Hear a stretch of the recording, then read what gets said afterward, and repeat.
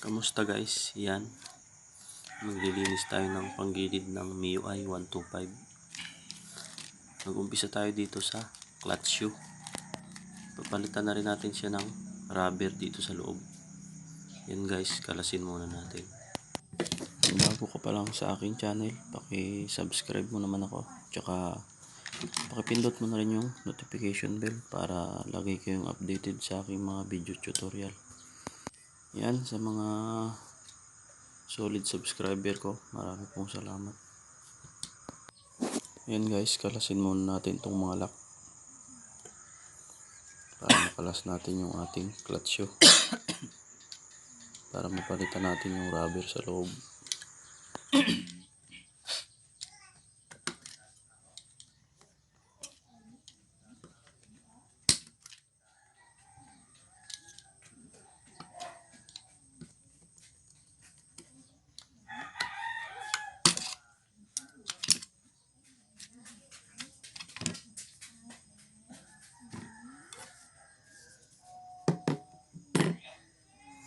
Kalasin natin ang mga spring guys.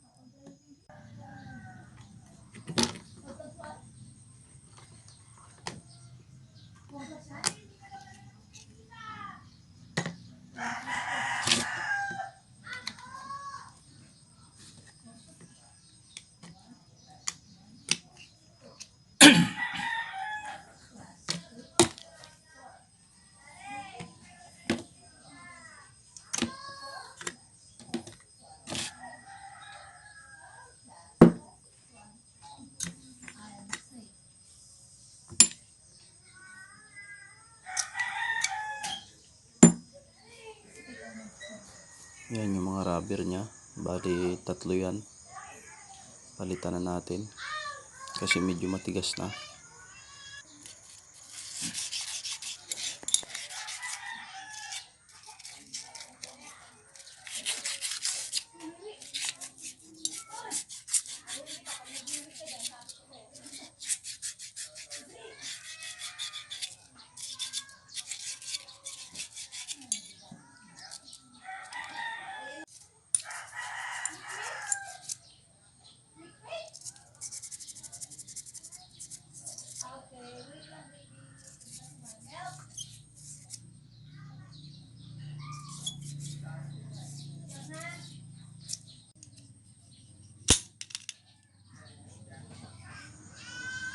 Yan guys, dapat smooth yan. Maganda yung kanyang laro.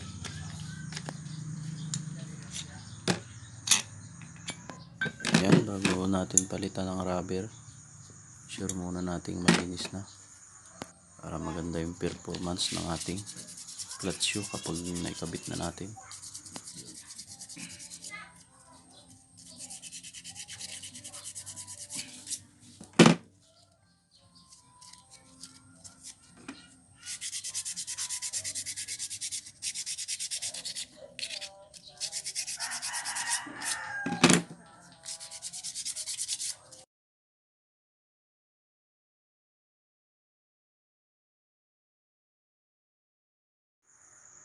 Yan guys, kabitan na natin siya ng rubber.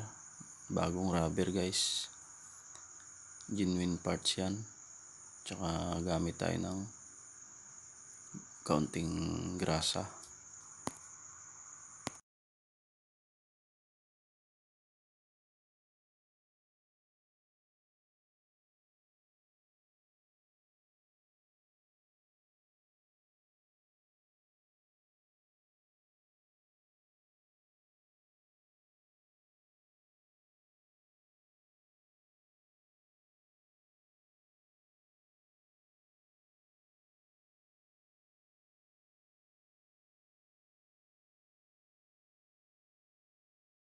Gamit tayo ng grasa na high temp, all purpose, para kahit mainit na yung ating panggilid, Hindi siya basta-basta tumitigas.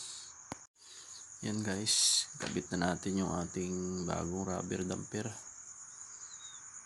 Sa mga baguhan pa lang mag-maintenance ng kanilang scooter, ito guys, panoorin nyo lang para mag-guide kayo.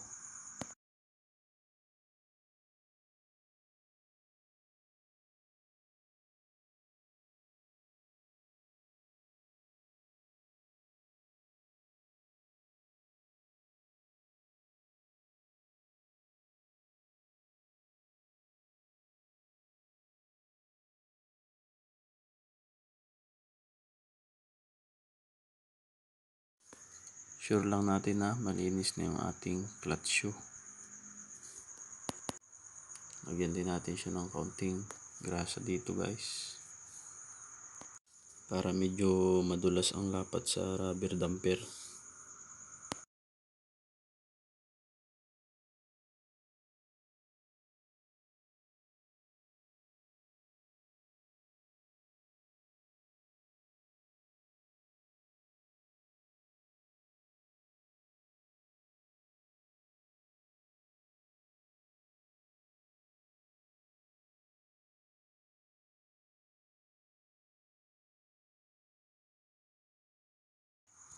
Yan guys, ganito lang. Sundan nyo lang yung aking ginagawa para mag-guide kayo kung paano maglinis at magpalit ng mga piyesa na dapat palitan.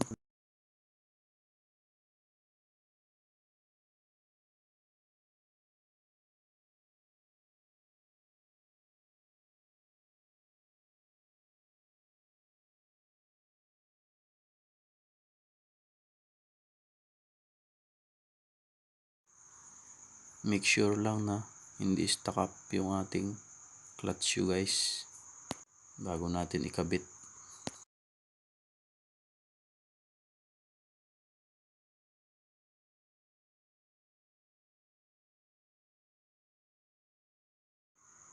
Kapag okay na, kabit natin ang spring.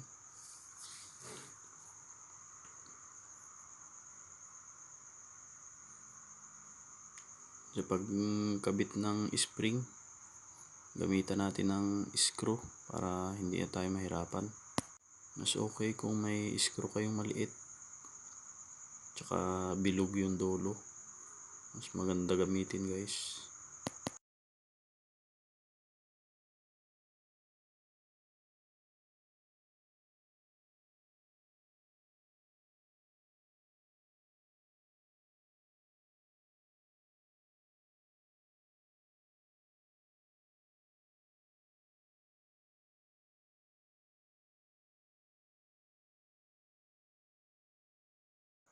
Medyo tuktukin natin para lapat na lapat bago natin ilagay ang mga lock.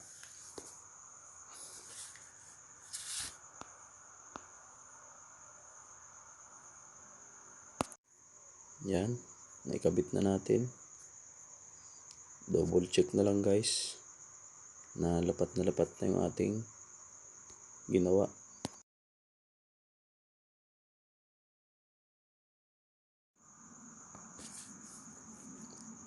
Sunod natin tong torque drive. Linisin din natin guys. Yan, medyo stuck up na siya.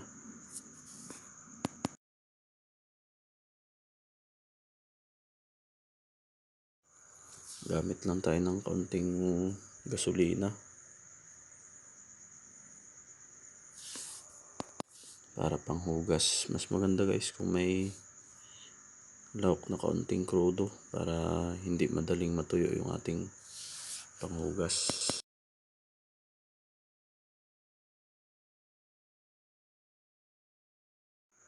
Yan, sobrang dumi na.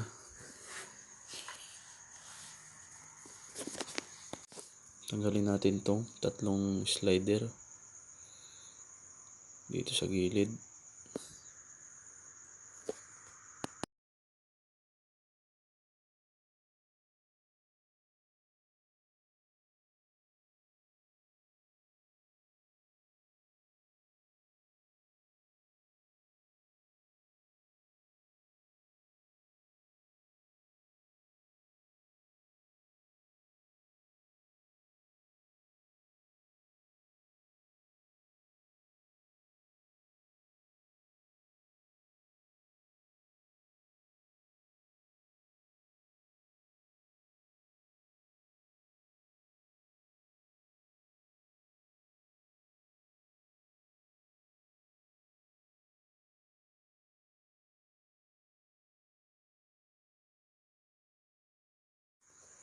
Gamitan natin ng brush para matanggal yung mga dumi tsaka yung mga natuyong grasa na dinikitan ng dumi guys. Yan, ganito lang para maglinis ng ating torque drive.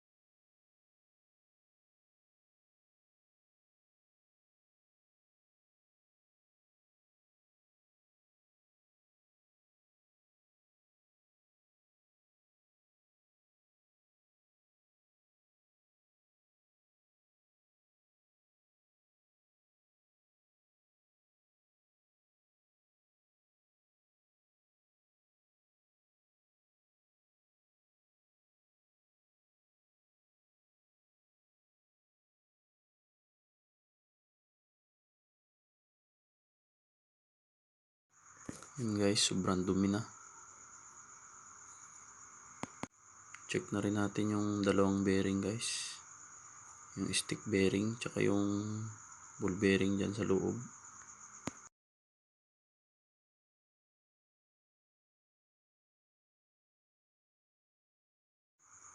Tsaka lagyan na natin ng high temp na grasa. Yan, para medyo may laban sa pag-init ng ating panggilid. Hindi basta-basta matuyo yung ating grasa na inilagay.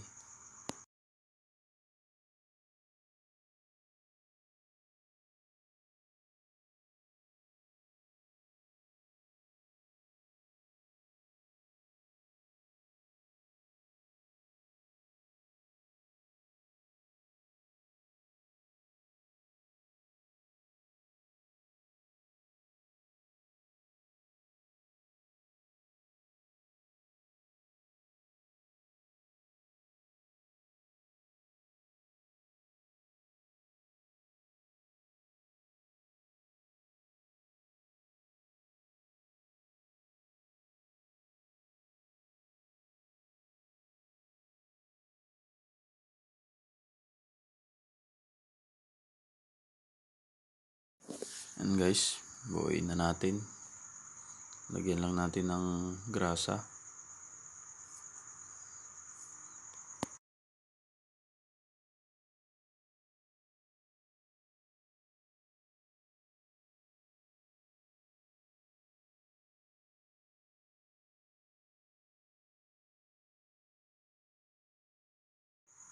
Yan guys, smooth na ulit.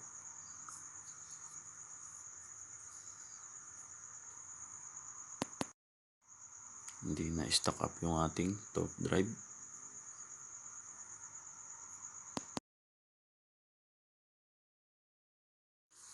Yan, tsaka punasan natin ng mabuti guys. Tanggalin natin yung mga kumalat na grasa. Yan, kabit na natin itong spring tsaka yung ating clutch shoe. Pinalitan ko na rin pala siya ng bagong spring guys, kasi nga yung stock niya medyo malambot na. Kabit natin ang nut. Yan guys, hanggang dito na lang muna itong ating video tutorial. Sana ay nag-guide ko po kayo. Abangan nyo na lang yung part 2 guys, pagkabit ng torque drive tsaka pagkabit ng drive piece or pulley ng MIUI 125. Maraming salamat.